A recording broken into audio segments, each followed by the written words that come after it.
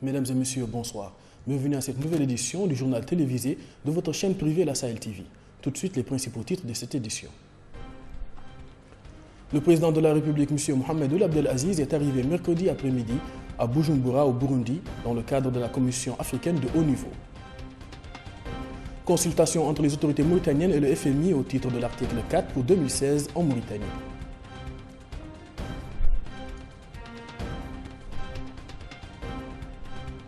Mise à jour de l'étude diagnostique sur l'intégration du commerce en Mauritanie.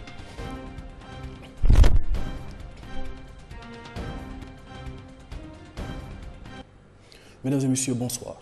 Le président de la République, M. Mohamed Ould Abdelaziz, est arrivé mercredi après-midi à Bujumbura, au Burundi, dans le cadre de la Commission africaine de haut niveau. Le chef de l'État a été accueilli à l'aéroport par le président burundais, M. Pierre Nkurunziza, entouré des hautes personnalités de l'État. Après avoir écouté les hymnes nationaux des deux pays et passé en revue les formations burundaises d'honneur, les deux chefs d'État ont eu des entretiens à huis clos au salon des grands visiteurs à l'aéroport international de Bujumbura. Une mission du FMI conduite par Mme Vera Martin dans le cadre des consultations entre les autorités mauritaniennes et le FMI au titre de l'article 4 pour 2016 en Mauritanie a été effectuée.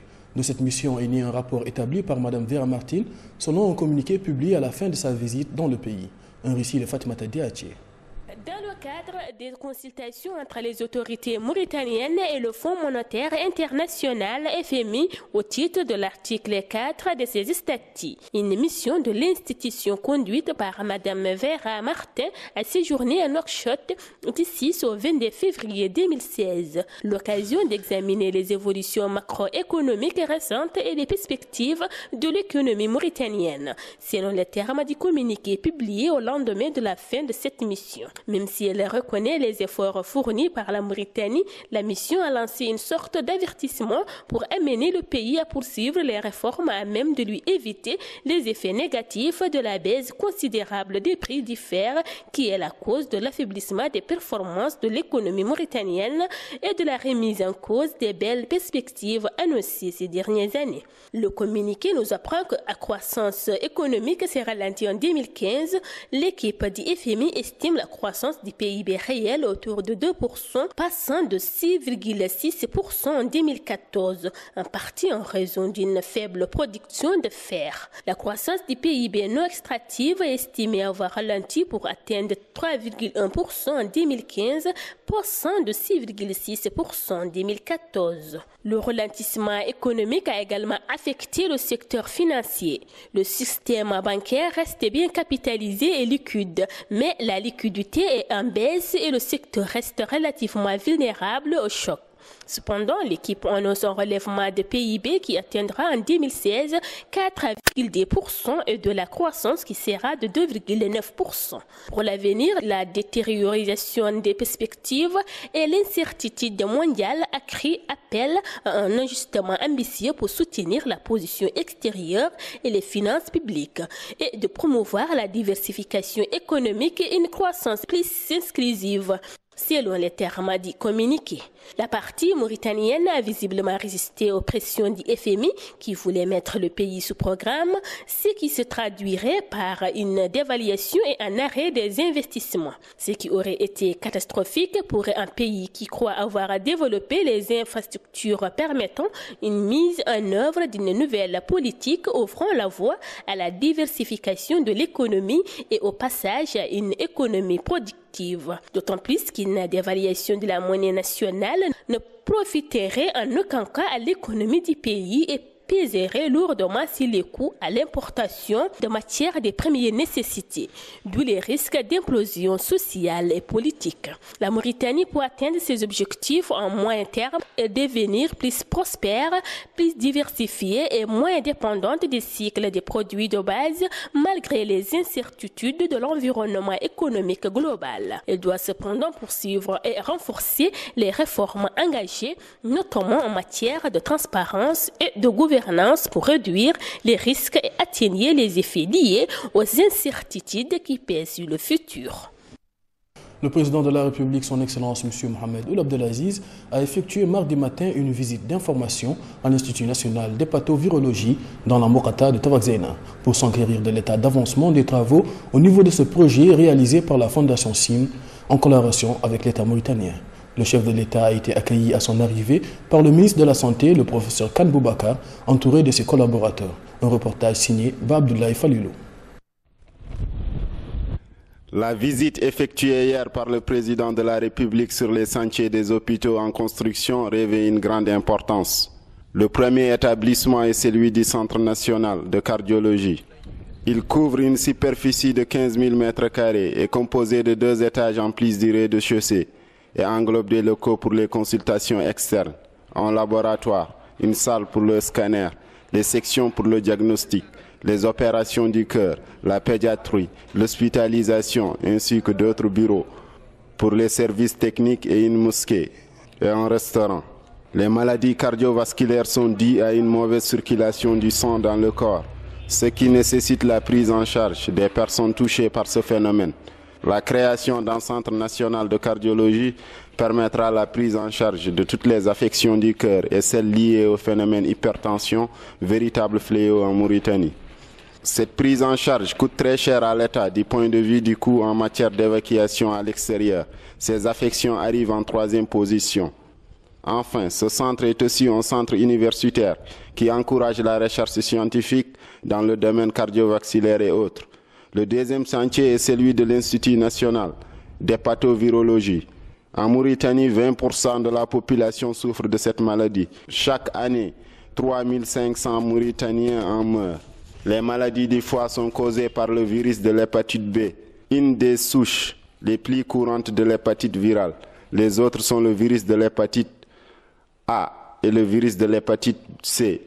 Les risques de l'exposition à l'hépatite B sont souvent liés à des relations sexuelles non protégées, en vous faisant tatouer, en ayant des perçages corporels, des pédicures, des manicures ou des techniques médicales avec de l'équipement mal stérilisé, en partageant des articles d'hygiène personnelle avec une personne infectée, rasoir, brosse à dents, coupe-ongles, en prodiguant des premiers soins d'urgence au cours desquels vous venez en contact avec du sang ou d'autres liquides corporels.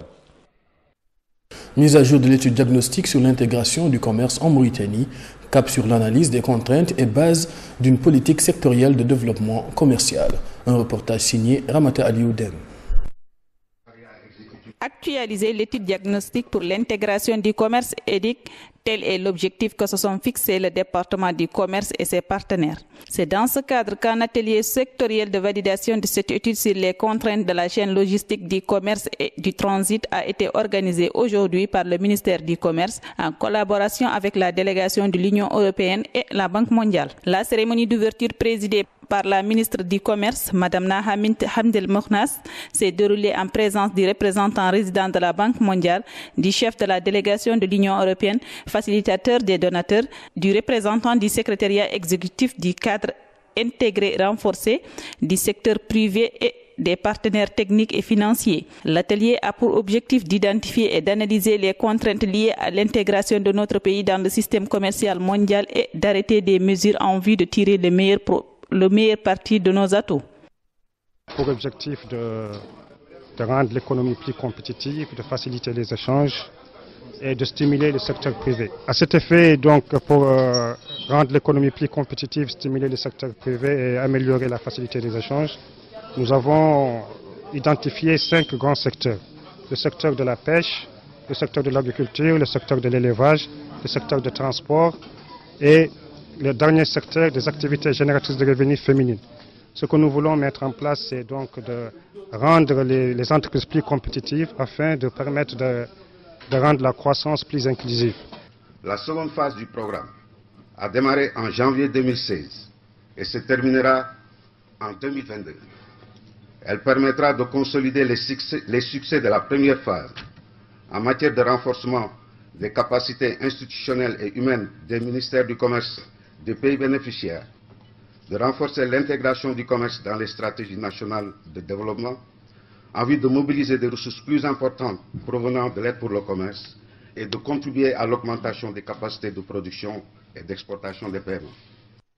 Pour sa part, le chef de la délégation de l'Union européenne, M. Pedro Martinez Vargas, a souligné que nous vivons tous aujourd'hui plus que jamais dans un contexte mondial dans lequel il est essentiel d'améliorer la compétitivité globale. La Mauritanie n'est pas une exception. Elle doit consolider sa productivité et faire en sorte que les investisseurs sérieux soient attirés par des opportunités réelles. L'EDIC offre des recommandations dans ce sens.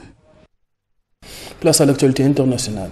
En Libye, des sourires et des coups de klaxon pour célébrer une grande victoire des habitants et des combattants côte à côte la nuit dernière après la reprise du secteur de Liti dans le centre de Benghazi. Une zone considérée comme étant l'un des principaux bastions des groupes djihadistes de la ville. Depuis samedi, les forces loyalistes sous le commandement du général Khalifa Haftar menaient une opération qui leur ont permis de reprendre plusieurs secteurs à Benghazi. La deuxième ville du pays est le théâtre depuis plus de 2 ans de combats sanglants entre les forces loyalistes reconnues par la communauté internationale et les groupes armés, dont l'organisation État islamique. Le décret de naturalisation de Blaise Compaoré, désormais citoyen ivoirien, a été signé par le président ivoirien Alassane Ouattara et est daté de novembre 2014, soit seulement 1 mois après la chute de l'ancien président du Burkina Faso. Le décret suivant lui stipule la naturalisation de François Compaoré, le frère de l'ancien président burkinabé. Ce décret intervient alors que l'ancien président est poursuivi par la justice internationale pour son rôle présumé dans l'assassinat de l'ancien président du Burkina Faso, Thomas Sankara, en 1987 lors du coup d'État qui a porté Blaise Compaoré au pouvoir. Il est également poursuivi pour atteinte à la sûreté de l'État, complicité d'assassinat et complicité de recel de cadavres. L'ancien président burkinabé exilé en Côte d'Ivoire depuis qu'il a été chassé du pouvoir devrait donc échapper à la justice du pays qu'il a dirigé pendant de longues années. Voilà ce qui met fin à cette édition que j'ai eu le plaisir de vous présenter. Retour sur les principaux titres de ce journal. Le président de la République, M. Mohamed Ould Abdelaziz, est arrivé mercredi après-midi à Bujumbura, au Burundi, dans le cadre de la Commission africaine de haut niveau. Consultation entre les autorités mauritaniennes et le FMI au titre de l'article 4 pour 2016 en Mauritanie.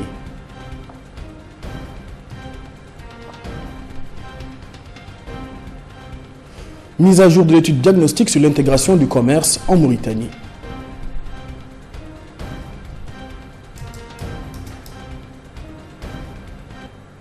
Mesdames et messieurs, merci de nous avoir suivis. L'information continue sur notre site www.sahel.tv. Merci à toute l'équipe technique et rédactionnelle pour la confection de ce journal. Merci et au revoir.